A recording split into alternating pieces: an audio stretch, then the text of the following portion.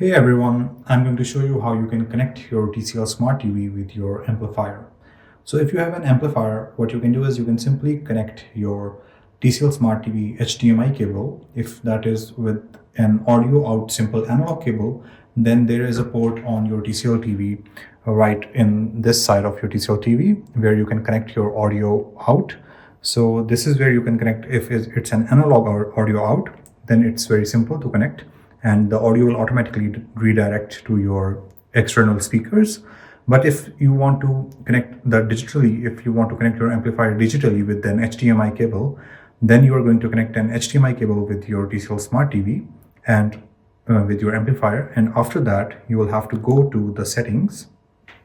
So you can click on the settings on your remote and then you can scroll down and go to sound. And in your sound, you can go to advanced settings. And in advanced settings, you can go to digital audio out.